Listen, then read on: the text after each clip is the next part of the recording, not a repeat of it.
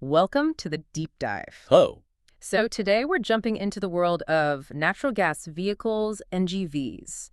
We've got this really detailed market report from 2025 to guide us. that's right. It's pretty comprehensive.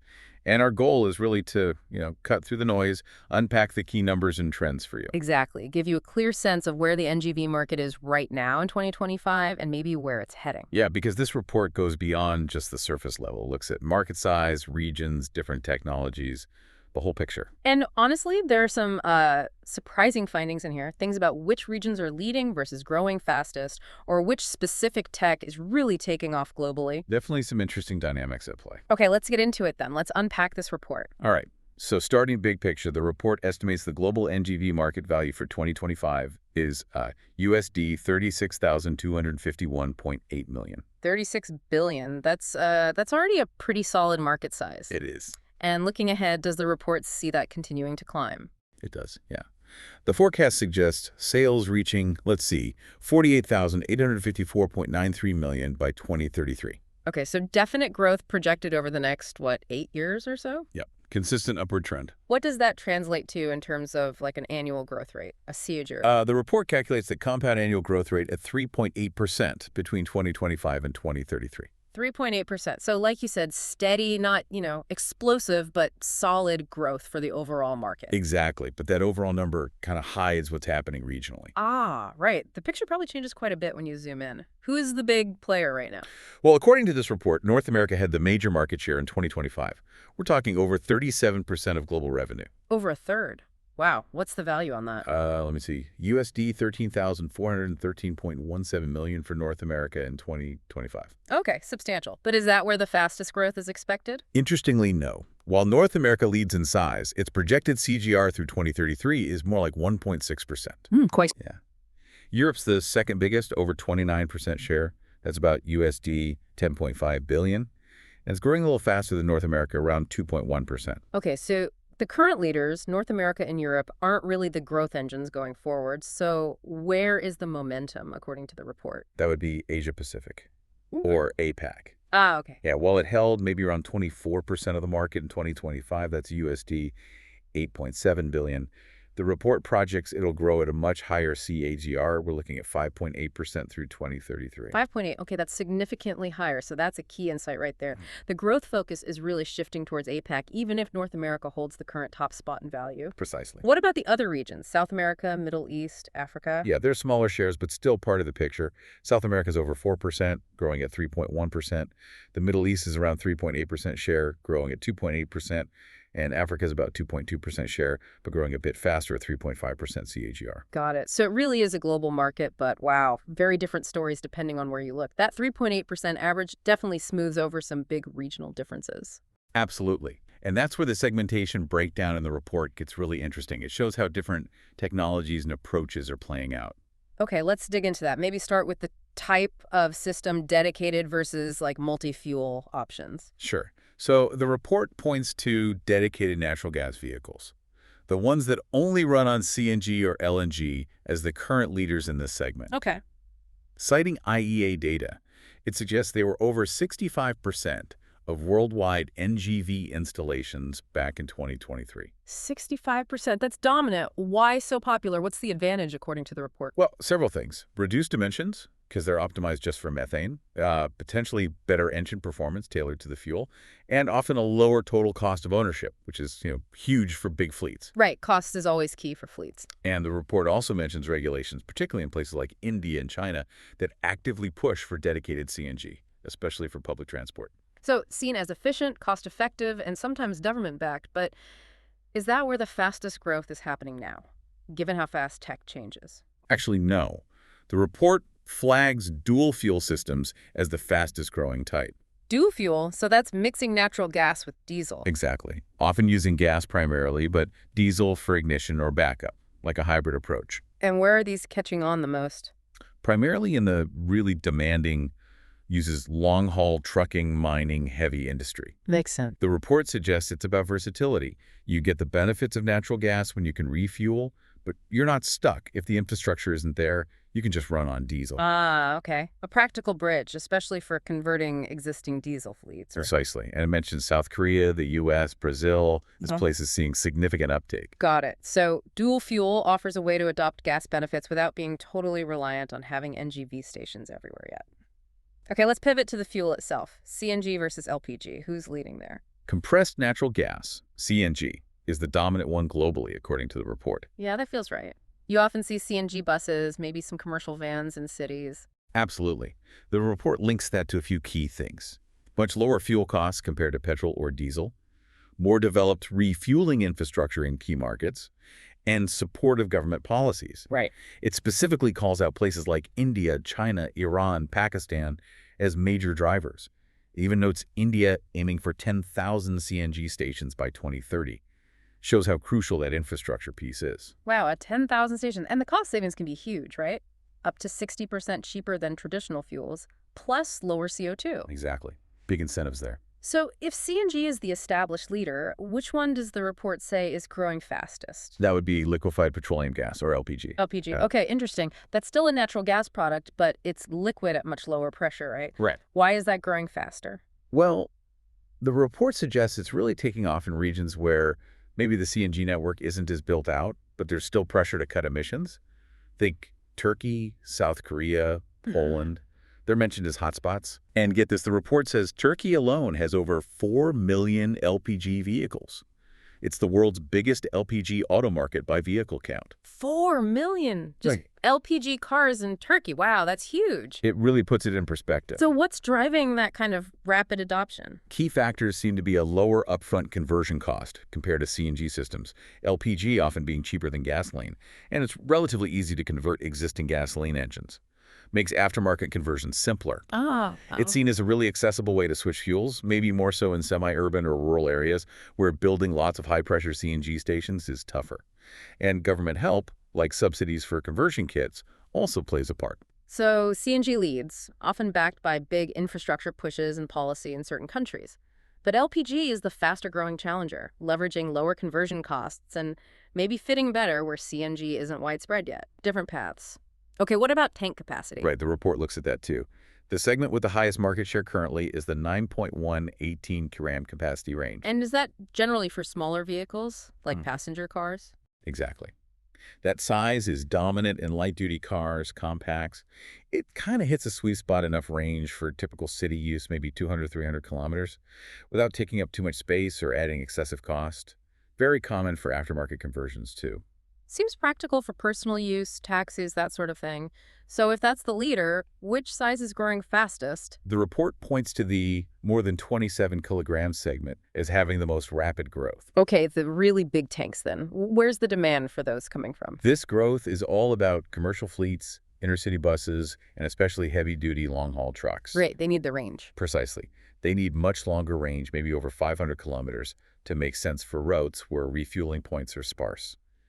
The report also mentions that advances in composite materials are helping make these larger tanks safer and lighter than they used to be. So smaller tanks for the mass market urban segment, but rapid growth in much larger tanks driven by the needs of heavy transport going longer distances. Two different drivers. Okay, how about how the system gets into the vehicle?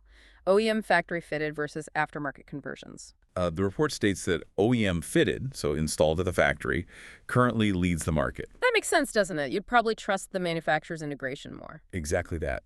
The report credits customer trust, factory warranty, safety validation, performance tuning specifically for that car model. Big OEMs like Maruti Suzuki, Tata, Hyundai, VW are players here. Right. And factory systems are often better placed to meet strict emission and safety rules right out of the box.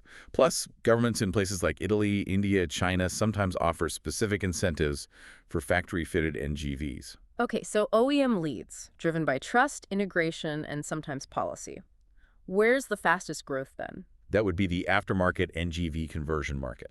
So taking an existing gasoline or diesel car and modifying it. Precisely.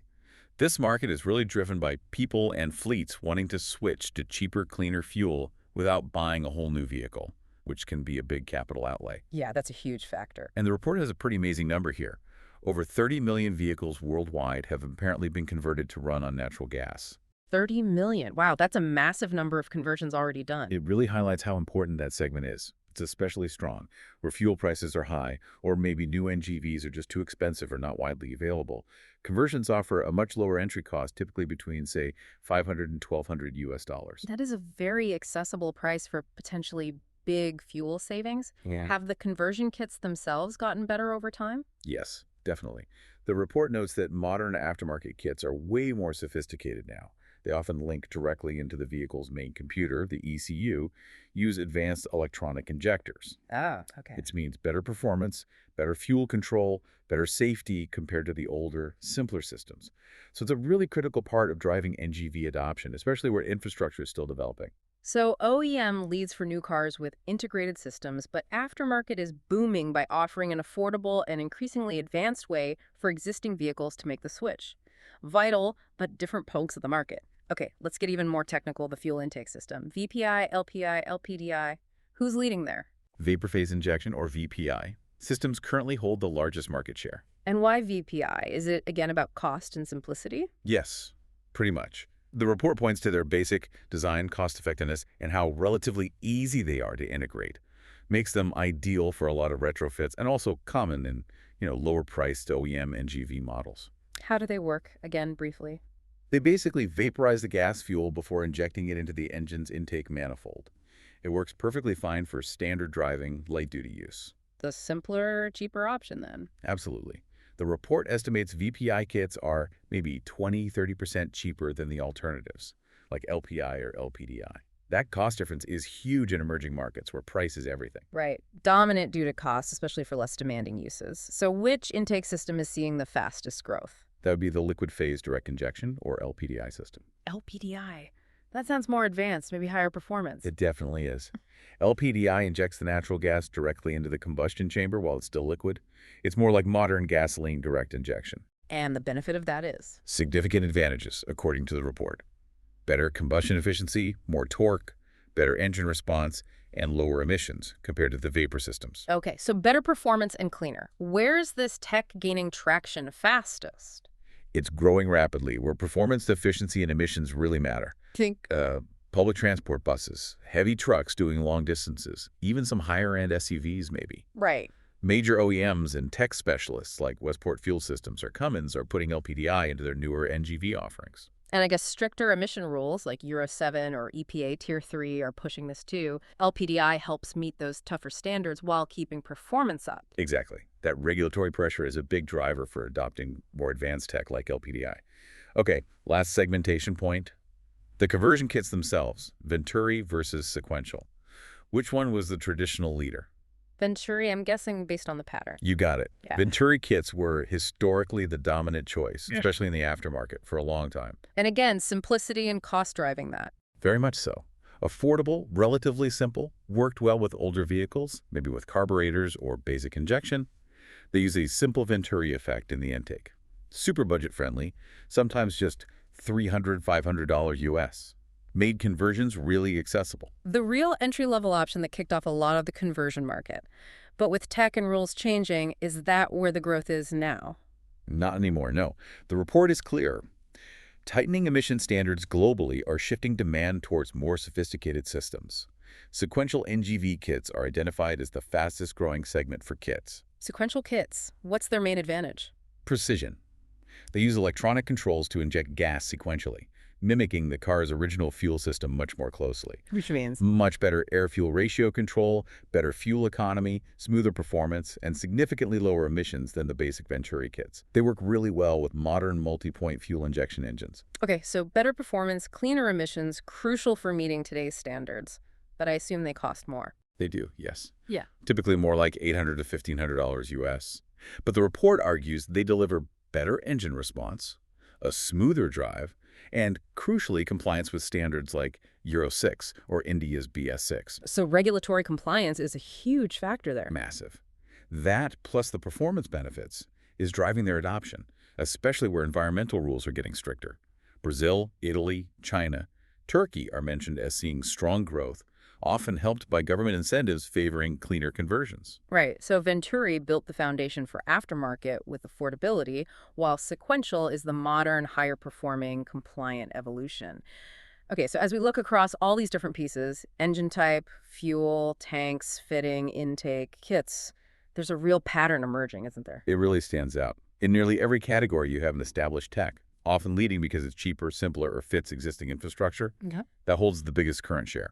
But at the same time, you have a newer, maybe more advanced or versatile technology that's growing much faster, often pushed by new regulations, tech improvements, or specific needs, like long-haul trucking or bridging infrastructure gaps. Yeah, that's a great way to synthesize it.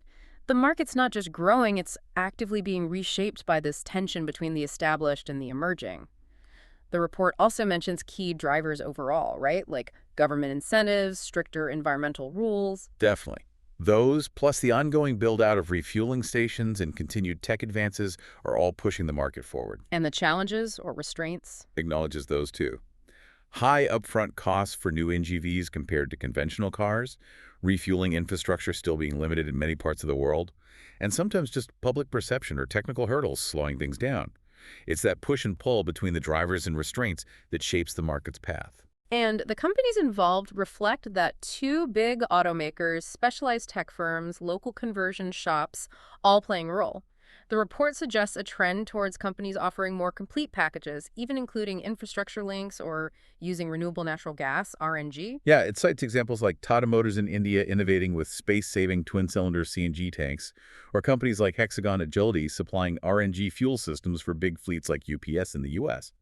Shows how innovation and partnerships are moving the needle.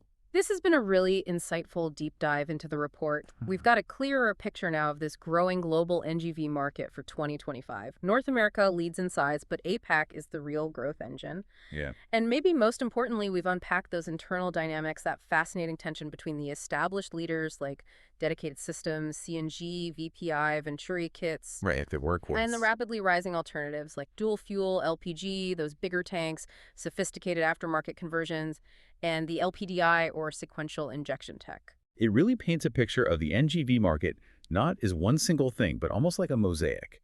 Different regions, different tech paths, different user needs, all adding up to that overall growth, but shaped by local factors, costs, and policies.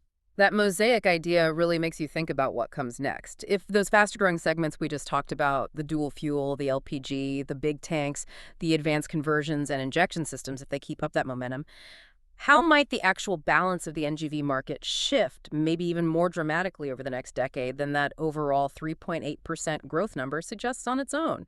What stands out to you from this whole picture? That's a compelling question to leave things on. The data definitely shows a market that's very much in transition. Indeed, it does. Well, thank you for joining us for this deep dive into the natural gas vehicles market report.